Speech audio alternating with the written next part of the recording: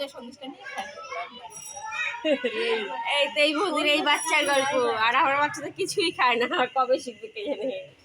স্কুলে তো দিলাম এর জন্য। টাকাও সবাই ইউটিউব ব্লগ করি। আমি ওর পিছনে জানো কত যে সময় দিছি আমি একটা সেরেলাক খাওয়াই নাই বাড়িতে এমনি চাল ডাল দিয়ে। আর আমার ছেলে তো স্যারেলেস খাই মানুষ আর ম্যাগি খাই মানুষ। 2 টাইম ভাত, ওর জন্য আলাদা সবজি, আলাদা ডাল, সব আমারও করছি। আমার খাওয়ার সময় কথা বলা কি সব করে, খাওয়া তো শিখছে, খাওয়াটা একদম কথা বলাটা একদম না না ওইটাই তো মানে টনটনা যাতে ভয় আর কি। হবে হবে হবে 2 বছর তো হয়ে যাবে, চিন্তা করো না। দেখো আমাদের মায়েদের কত চিন্তা, আমরা এখন ছিলাম না, তাহলে আমাদের মাগুলা কি করছে। আমি এখন সবাইকে বলি আমরা 3টা ভাই বোন ছিলাম, আমার মা কেউ ছিল না, আরে কেউ ছিল না আমার মা তো বলে কর্মচারী রান্না। হ্যাঁ তো উঠানের মধ্যে ধরো দড়ি না, আমার হলে খুব ঠান্ডা ছিল, আমি আর বড় ভাই যেখানে বসে থাকতাম বসে থাকতাম। মানে একা থাকলে রান্না বান্না হ্যাঁ হ্যাঁ হ্যাঁ আগেকার হ্যাঁ কিছুর হ্যাঁ সাথে এখন না না না না কোনো কিছুই না। ডাক্তাররা তো কি বলে জানো, বলে কি এই যে করোনার পরে না এই জিনিসগুলো বেশি হয়, হ্যাঁ সবাই বিশ্বাস করবে না। লোকজন তো মেলামেশা কমে গেছে না, পরেই হয়েছে ওই টাইমের থেকে। আমার ছেলে হয়েছে তখন করোনা, ওর কত পরে হয়েছে, আমার পরে ওর হয়েছে। 3 মাস হয়ে গেছে। আমার কথাটা তুমি বুঝতে পারছো না, মানে কি গৃহবন্দী হয়ে গেছে না সবাই, একটু মোবাইল ওই তখন একটা মানুষগুলো কেমন হয়ে গেছে। হ্যাঁ আমরাও যেমন ভাবছি দূর একটু টাইম পেলে একটু মোবাইলে সিরিয়াল দেখি, কিছু একটা দেখি, ব্লগ দেখি, এইরকম একটা না বাচ্চাদের টাইম কম। ওইটাই ডাক্তাররা বলে বুঝছো, যে করোনার পর থেকে একটু অন্যরকম মানুষজন মেলামেশা কম কিন্তু হয়ে গেছে, মানুষজন আগের থেকে এখন বেশি একা থাকতে আর এখন পছন্দ তো করে কেউ কারো বাড়ি যাই না, না। পাড়া প্রতিবেশী বলো, না। সবাই যার যার আর কি বাচ্চা যাবো বলো, নিন্দা করবে, চর্চা করবে। তুমি বললে না ও গিয়ে বলে যে ওই যে লাগে এগুলো ঝগড়া অশান্তি, কোন দরকার নিজের হাড়ি খায় পরের বিষয়ে অশান্তি করার। ওই তো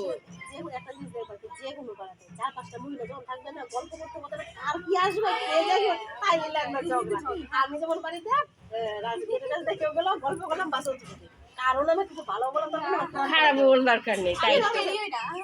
তুমি বলো আমি কি দুধ বললাম না, এই যে আমার ছেলে ওইটা দেখে স্কুলে ভর্তি করানোর পর থেকে এই যে এখন আমি বেরোই, আর আমি আগে বললাম আমি দুধ নিতে যে আসলাম গেটে গেছে, খালি গেটে গেছে যে দুধটা নিবো আর যাবো, দিন লাগবে না এটা সব আর আমার সব বর করে এখনো A to Z, বর নেলে শ্বশুর, আমি কিছু না।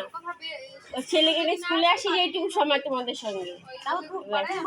তোমার কোনো মতো দাদা নিয়ে আসে, আর আমার যেমন মানে ছেলে যখন যতদিন বাইরে বের না বেরিয়েছে আমিও বলি বললাম না, মানে পূজায় ছেলে যদি কোনো সময় যাইতে মানে ওর বাবা যেন সাথে হ্যাঁ ওর ভালো লাগে। আমার বর কিন্তু ইচ্ছা করলে চলে যেতে পারে,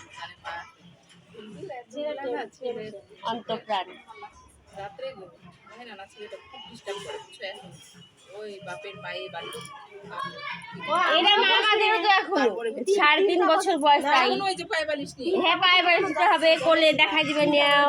বললাম যে 2টা বাজুক 3টা বাজুক, আমি যতক্ষণ খাটে না উঠবো আমার ছেলে উঠবে, আমি সব সাইডে শুয়ে সকালে সুবিধা হবে। সকালে আর চোখ খুলতে ইচ্ছা করে না জানো, ওরকম করে জাগিয়ে থাকছে। বিছানায় না উঠবে বাবার পা ঝাঁকায় ঝাঁকায় পা ব্যথা হয়ে যেত, কি করতাম পা ঝাঁকায় মানে আমার এই যে পিঠ ব্যথা করে আমি বেশিক্ষণ রাখতে পারি না, ওর বাবার সাথে যাও টয়লেট করে আসো, তাই খুলে ফেলেছে না।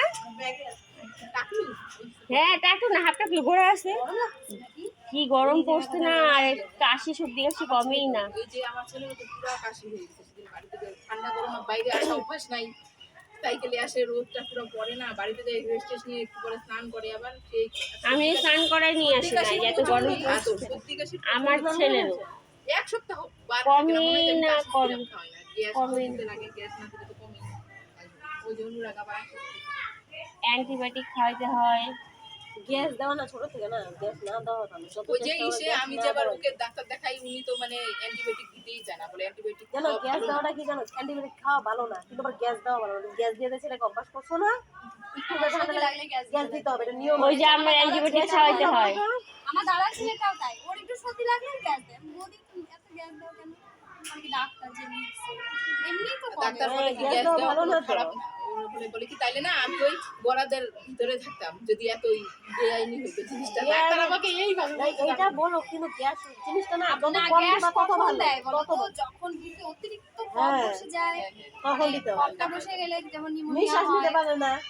আমার ছেলে নিউমোনিয়া সিমটম গুলো ওর যে ওর কমে না যে ওই যে আমার এই যে আবার নিয়ে যাবো আজকে হোমিওপ্যাথি ডাক্তার কাছে নিয়ে মানে যাবো। ওর একটুতে গ্যাস দিয়ে দেয়। গ্যাস দেই না, অ্যান্টিবায়োটিক খাওয়াইতে হয়। আমার ছেলে ওর তো নিউমোনিয়ার সিমটম ভয়ই লাগে, আমার কি হয় জানি না। লাগে না না কোনো কিছু করি যত্ন রাখবো মানে গ্যাসটা আমি দেই না আমি অনেক করে না ওটা তো একদিন শুনে গ্যাস করেছে গ্যাস করো না অনেক বাচ্চাকে কেন কিছু করে যাও যাও আসবো, যাও যাও আসবো, যাও এই শুরু হয়ে গেল।